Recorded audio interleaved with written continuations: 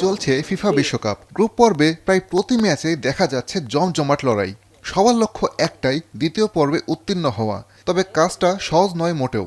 প্রথমবার বিশ্বকাপে অংশ নিয়েছে ৪৮ দেশ, যেখান থেকে ৩২টি দল জায়গা পাবে দ্বিতীয় পর্বে। ফলে আরও রোমাঞ্চকর হতে যাচ্ছে নকআউটের হিসাব নিকাশ। ১২টি গ্রুপের প্রতিটির শীর্ষ দুটি দল সরাসরি রাউন্ড অফ 32-তে উঠবে। হিসাবটা জটিল হবে প্রতি গ্রুপের তৃতীয় স্থানে থাকা দলগুলোকে নিয়ে, কারণ ১২টি গ্রুপের তৃতীয় হওয়া দলগুলোর মাঝে সেরা ৮ দল পা রাখবে নকআউটে।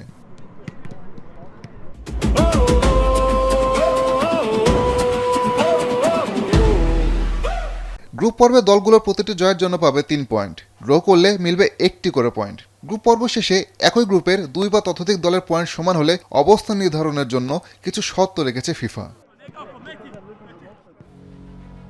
প্রথমে দেখা হবে মুখোমুখি লড়াইয়ের হিসাব। যদি ২-এর বেশি দল থাকে, তখন দলগুলো নিজেদের মধ্যকার ম্যাচে অর্জিত পয়েন্টের ক্রমানুসারে স্থান নির্ধারিত হবে। সেখানেও সমতা এলে দেখা হবে নিজেদের মাঝে হওয়া ম্যাচের গোল ব্যবধান। এরপর একে একে আসবে কোন দলের গোল সংখ্যা বেশি। এখানেও সমান থাকলে দেখা হবে গ্রুপ পর্বের সব ম্যাচে দলগুলোর গোল ব্যবধান। একে একে হিসাব করা হবে গ্রুপ পর্বে দলগুলোর গোল সংখ্যা ও ফেয়ার প্লে পয়েন্ট। খেলোয়াড় ও সদস্যদের পাওয়া কার্ডের উপর ভিত্তি করে নির্ধারিত হবে দলের অবস্থান।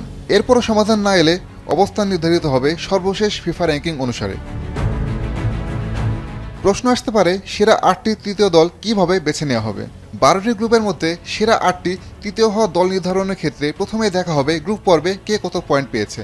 এরপর গ্রুপ পর্বের গোল ব্যবধান, গোল সংখ্যা, ফেয়ার প্লে পয়েন্ট ও সর্বশেষ ফিফা র্যাঙ্কিংয়ের ভিত্তিতেই নির্ধারিত হবে কারা জায়গা করে নেবে বিশ্বকাপের দ্বিতীয় পর্বে। আসাদুজ্জামান লিটন, এখন।